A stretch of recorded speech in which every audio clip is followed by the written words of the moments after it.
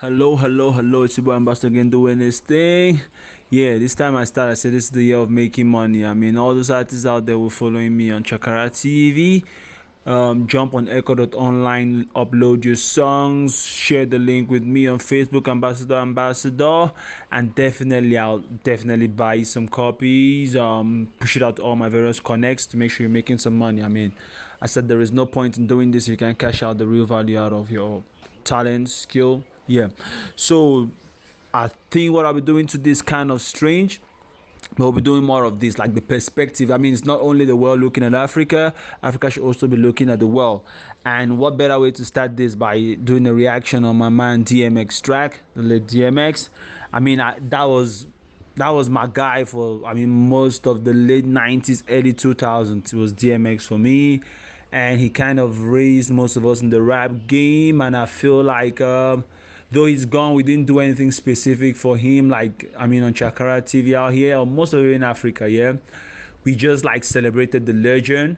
But he was not, he didn't have a very strong connection back and forth with the continent. That's why one of the comments I'll make on this the album he just put out was, I felt like there should have been some collaborations with some African. That's the trend now. Most people are doing collaborations with African artists. But I also feel like he was trying to bring himself back into the game, and then definitely that was going to come. He was going to do a collaboration with an African artist, most definitely, yeah. So the other comment I have is like, I love the fact that I ended with a prayer. That was one of my things with DMX here.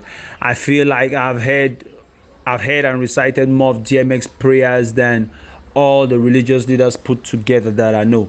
So, and I think that's could be very true for most of my generation, especially you're a DMX fan. So that's also one of the things. He might not have been a preacher, but for some reason he preached and people connected in another way. The album he put out, back to the album, Exodus, it was put out today. It's a 13 track album. I think that's his first album since the last thing he put out with Def Jam in 2003. That was Grand Champ. And I feel like it's a star packed album, yeah.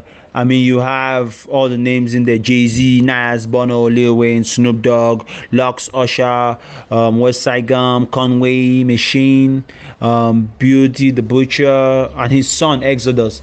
That's another thing. Yeah, I think Blue Ivy just won something from the Beyonce thing. So I feel like definitely, and the guy, his son was a little bit even more involved in this project than most artists' children are. I think Khalid also put his son on something. Also, I feel it's a teaching thing out there. We have all these names in Africa: MI, Sarkodie, Calligraph, aka Casper, doing what they do, Kyle De Niro, Jovi.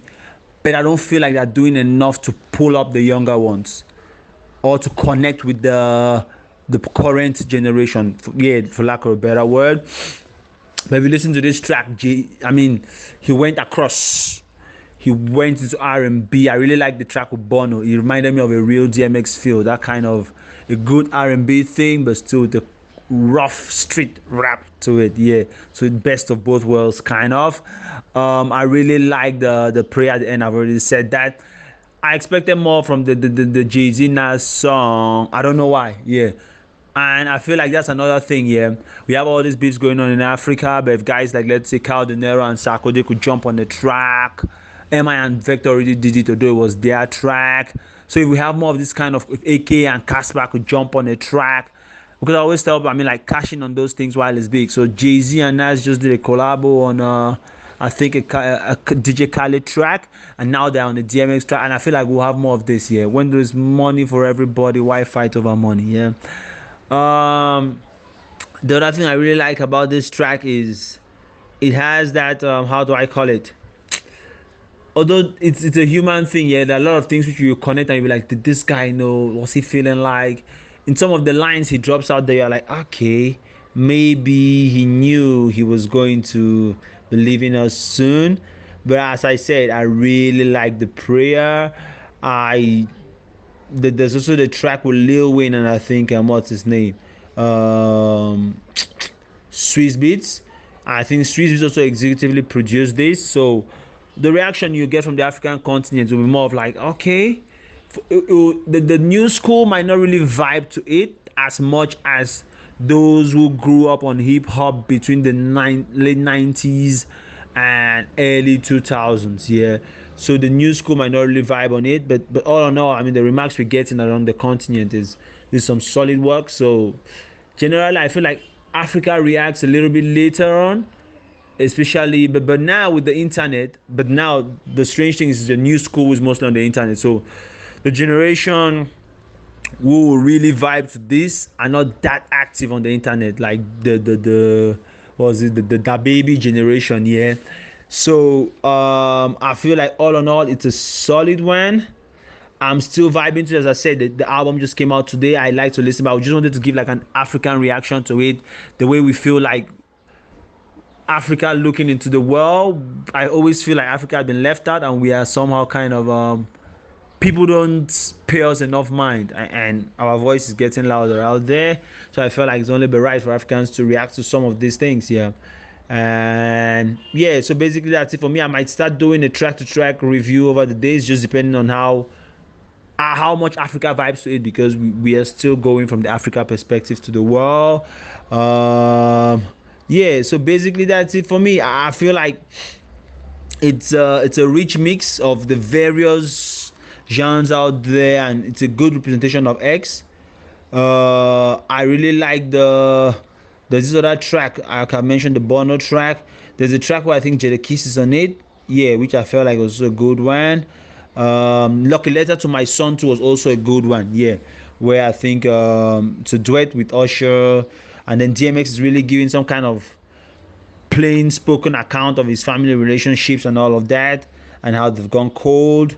I got the way he dropped the line, I got my kids, that's how it is, something like that. I've known you longer, but I don't love them less, something like that. So and recently, if you watched him like on Drink Champs, he was really close to his family, always with these various kids he has. There was the younger boy, the last boy was always around him, and I feel like it's a great way to go. He's spending time with family after all the years, despite his ups and downs. It's a great way to sign out. So basically, that's it for me. It's just the first reaction of it. I feel like it's a good album, and it's a very diverse piece of work. And as I always say, man, African artists or any artist out there who wants to look into Africa, jump on Echo.online, put your songs, tag us, share it on that, put it in the comments in Chakara TV, or share it with me on Facebook, Ambassador, and I'll definitely be pushing on the African continent. So go on Echo.online, and a boy will be there to pick it up for you and share it on the continent. I'm out.